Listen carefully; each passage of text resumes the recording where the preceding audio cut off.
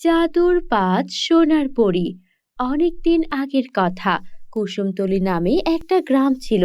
সেই গ্রামে রাজা ও রানী তার সকল প্রজাদের নিয়ে সুখে শান্তিতে দিন কাটাচ্ছিলেন। রাজা ও রানীকে নিয়ে প্রজাদের কোনো অভিযোগ ছিল না, কারণ তারা প্রজাদের সুখ দুঃখের সকল খোঁজ খবর রাখতেন। কিন্তু রাজা ও রানীর মনে ছিল ভারী দুঃখ, কেননা তাদের কোনো সন্তান ছিল না।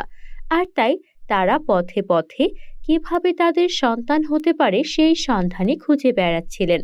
অবশেষে তারা তাদের রাজ্যের সবচেয়ে বৃদ্ধ এক কুজবুড়ির বাড়িতে উপস্থিত হন। আর কুজবুড়ি তাদেরকে বলেন, যদি তারা দুজন একটা কঠিন পরীক্ষার মুখোমুখি হতে পারেন তাহলেই তাদের সন্তান লাভ হবে। তখন রানী চিন্তিত হয়ে বললেন, কি সেই কঠিন পরীক্ষা? আমি সন্তান লাভের জন্য সব পরীক্ষা দিতে রাজি বুড়িমা। আপনি আমাকে বলুন, আমাকে কি করতে হবে? তেমন কিছু নয়, তোমাদের দুজনকে এই রাজ্য ছেড়ে দুই গ্রামে চলে যেতে হবে, আর সাধারণ ভিখিরির মতো জীবন যাপন করতে হবে। তাহলেই তোমরা যখন এভাবে 2 বছর কাটাতে পারবে, তাহলে তোমাদের মাঝে এক অদ্ভুত জাদু শক্তির সৃষ্টি হবে, আর সেই সৃষ্টি হওয়া শক্তিতেই তোমরা সন্তান লাভ করতে পারবে। এই 2 বছর তোমাদের আলাদা থাকতে হবে, আর তবেই তোমরা 5-5টে ফুটফুটে কন্যা সন্তানের জন্ম দিতে পারবে। তারা কোনো সাধারণ সন্তান হবে না, তারা হবে জাদুর 5 সোনার পরী। তোমরা কি পারবে রাজত্বের সুখ পরিত্যাগ করে ভিখিরির বেশে দুইজন 2 গ্রামে চলে যেতে? হ্যাঁ হ্যাঁ, আমি অবশ্যই পারবো।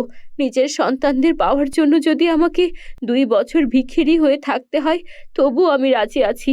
কি বলো রাজামশাই, তুমি রাজি তো? হ্যাঁ রানী, আমিও রাজি।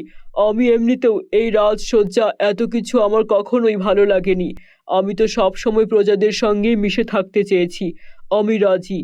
এরপর রাজা ও রানী ভিখিরির বেশে বেরিয়ে পড়ল 2 গ্রামে। তারা সেখানে ভিক্ষে করে করেই তাদের দিন কাটাতো। রাজা ভিক্ষে করলেও সাধ্য অনুযায়ী বাড়ি বাড়ি গিয়ে তাদের সব কাজ করে দিত। আর রানীও অন্যের বাড়িতে কাজ করে করে তাদেরকে সাহায্য করে ভিখিরির বেশেই দিন কাটাতো। সেই রাজ্যের কেউই তাদের আসল পরিচয় জানতো না। এভাবে 2 বছর পার হয়ে যাওয়ার পর তারা আবারও কুজবুড়ির কাছে হাজির হলো। বুড়িমা, 2 বছর আমরা কাটিয়েছি। এবার আপনি বলুন, আমরা কি আমাদের সন্তান লাভ করতে পারবো? তোমাদের দেখে মনে হচ্ছে তোমরা কঠিন সময় পার করেছো। এই নাও, এখানে জাদুর 5 সোনার ফুল আছে। এই 5 ফুল আজকে তোমরা রান্না করে খেয়ে নেবে, তবেই তোমাদের সন্তান লাভ হবে। কুচিবুড়ির দেওয়া 5 জাদুর সোনার ফুলকে তারা তাদের রাজপ্রাসাদে এনে বিশেষ করে রান্না করে দুইজনে মিলে খেলো। তারপর রানী সন্তান সম্ভবা হলেন।